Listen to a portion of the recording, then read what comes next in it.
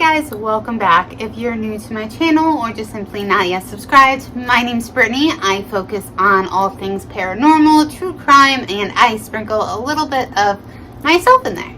So if you haven't subscribed yet or you're just tuning in, definitely make sure to subscribe. Put that little bell on, that way you are notified every time I upload. And I also have a brand new email to send all of your personal paranormal stories or encounters in to me. So it's Briere ghosts at gmail.com. I want to start this thing where I'm talking about one of your guys' paranormal experiences each video.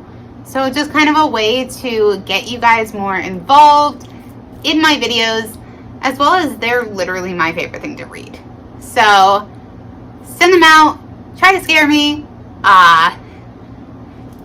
and I can't wait till we read them. So today we're going to be talking about the Bermuda Triangle.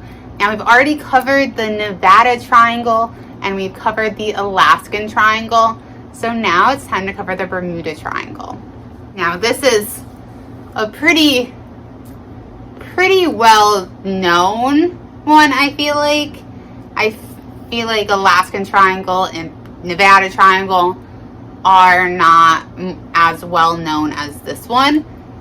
But the Bermuda Triangle covers 440,000 miles of sea, a vast three-sided area in the Atlantic Ocean. So it is quite large. The triangle is bordered by Bermuda, Puerto Rico, and Fort Lauderdale, Florida. Another name that people call the Bermuda Triangle is the Devil's Triangle because of the mysterious things that happen here. The area is actually an extremely busy shipping route where several planes or boats will travel to America, Europe, and the Caribbean every day.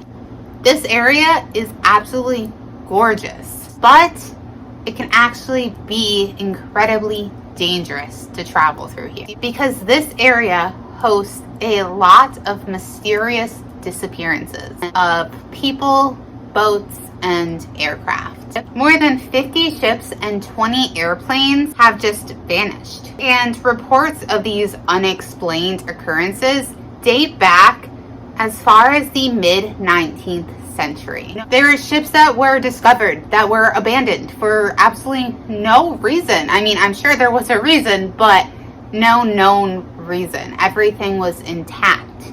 Everything but the people. Aircrafts have been reported missing only for the rescue planes that were sent after them to go missing too. And the wreckage of either of these planes never found.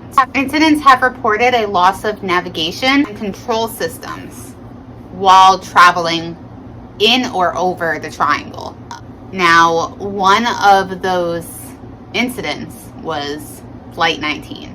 On December 6, 1945 at 2:10 p.m., Flight 19 took off from the NSA Fort Lauderdale, Florida on a training mission. The leader, Lieutenant Charles Taylor, was an experienced flight instructor. The plane had a total of 14 crew. The training mission consisted of flying east for 56 miles to Hens and Chicken Shoals, south of the Grand Bahamas, to conduct practice low-level bombing before heading 67 miles east, further east, and then 73 miles north, then 120 miles back to the base. The first part of the mission was normal. It went smooth, everything according to plan. And they did their practice bombing at 2:30 p.m. At 2:40 p.m., they stated that they were heading east towards Great Stirrup Cay, which was 67 miles further east and 113 miles east of Florida. At 3:10 p.m., they headed in a northwest direction. At 3:45 p.m., Lieutenant Robert Cox, who was a senior flight instructor and who was planning on joining up with Flight 19, he heard Flight 19 over the radio, and it sounded as though they were having difficulties. Lieutenant Taylor told Lieutenant Cox that both of his compasses were out and that he had no idea where he was. He said that he was trying to get back to Fort Lauderdale and that he believed that he was now over the Florida Keys, but he didn't know how to get back to base. Lieutenant Cox asked what their altitude was because he was going to try to meet up with them to help them get back to base. But as soon as he said that, it was very odd because Lieutenant Taylor very abruptly said, "I know where I am now. I'm at 2,300 feet. Don't come after me." Which, like, is kind of alarming because not the fact that, like, he realized, like, oh, this is where I am. Oh, this is where I am now, but the fact that he specifically stated, "Don't come after me." Like, almost like there was a danger of some sort. And he didn't want him to be hurt or get involved in any way. Lieutenant Taylor was convinced that he was flying over the Florida Keys heading north towards the Gulf of Mexico. After flying north for about an hour, he turned east, which he believed would take them to Florida and back to the base. Fuel was now getting low, and he decided to continue east until they spotted land or had to ditch the plane.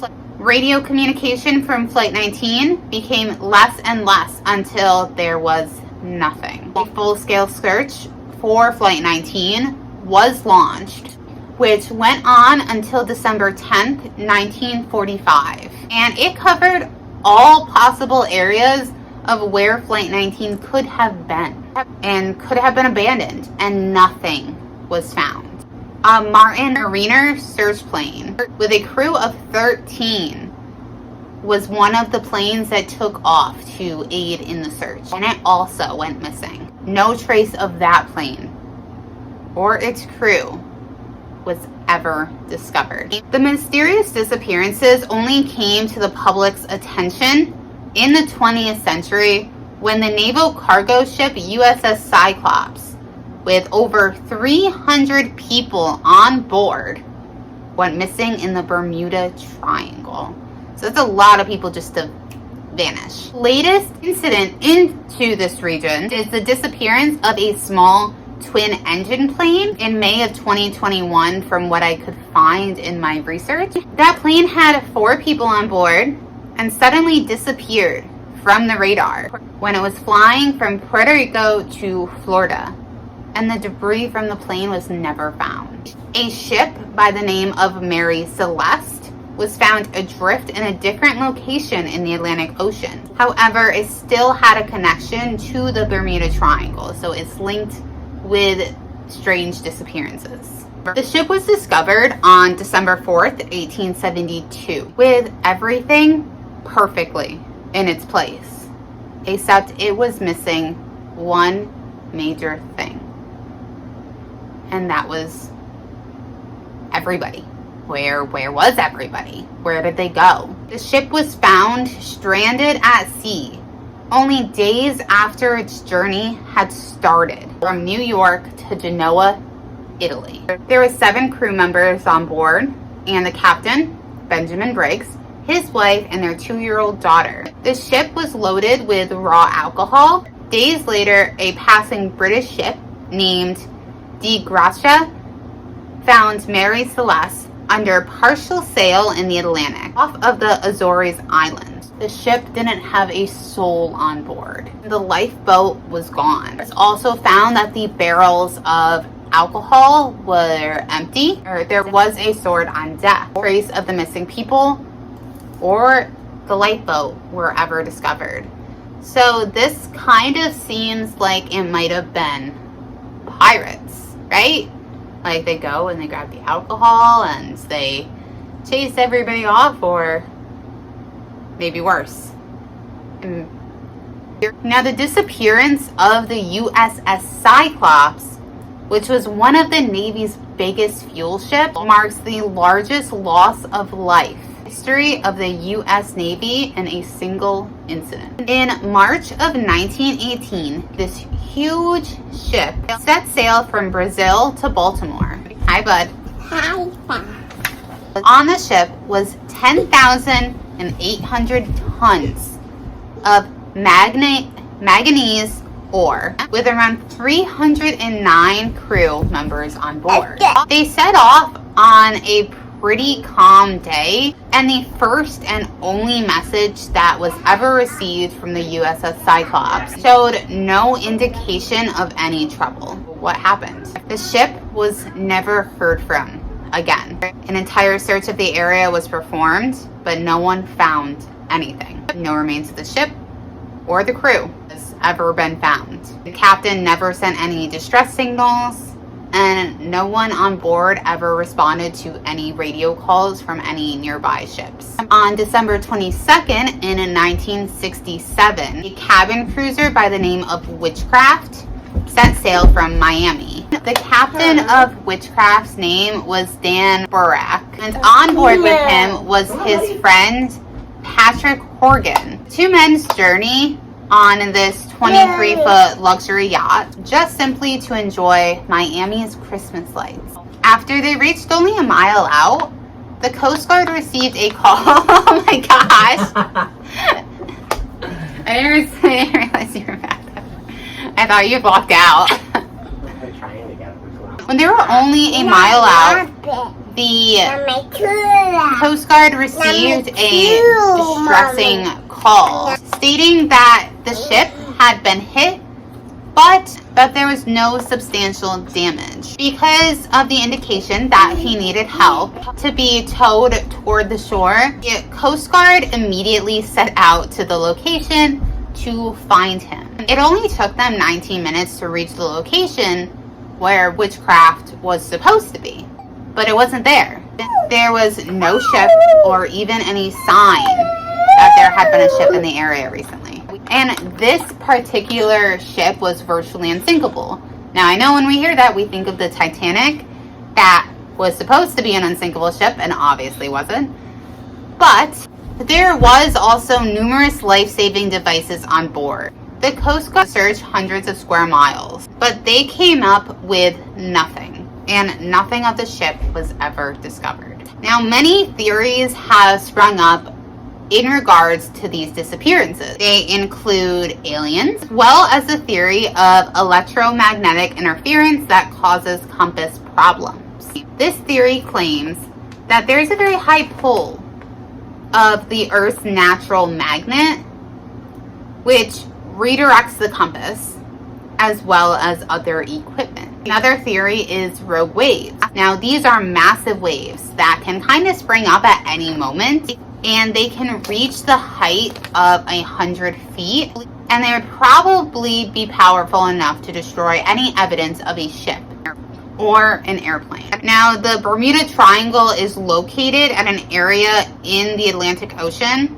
where storms from multiple directions will kind of merge together, which makes the chances of these rogue waves more probable and more likely to occur. But no single theory has ever been completely proven in regards to these disappearances. And say that every single disappearance is because of a rogue wave, or because of the electromagnetic field, or because of aliens. I mean, honestly, I think that there's numerous reasons of why there are these disappearances. And I don't think it's just one. I think that maybe some of them are aliens. Maybe I could definitely see some of them being rogue waves. And the electromagnetic frequencies and stuff like that makes sense with the compass. So what do you guys think is the reason behind these disappearances? I'm curious to hear what your guys' thoughts on the Bermuda Triangle is.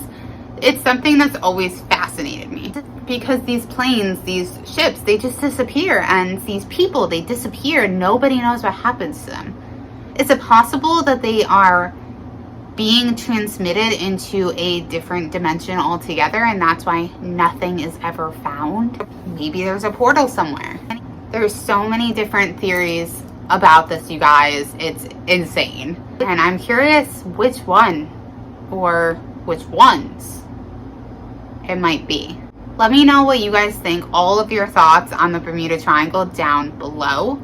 Don't forget to email me your paranormal experience. I can't wait to hear them. And remember, that email is brittanybriere1996@gmail.com. So completely the same spelling as my name. And make sure you're following me on Instagram and TikTok. And those are just at Brittany Briere. And I have to get better at posting on TikTok. Getting a little better at posting on Instagram, but I have little stalemates, I guess. But I want to get more consistent in my posts with them. So definitely make sure you're following me on there. And last but not least, make sure that you like that like button for me. And you hit that subscribe button for me. Don't forget to share with your family and friends. And if you have any different topics, you can always reach out to me on what you would like me to cover. Until next time, I love you guys. Bye.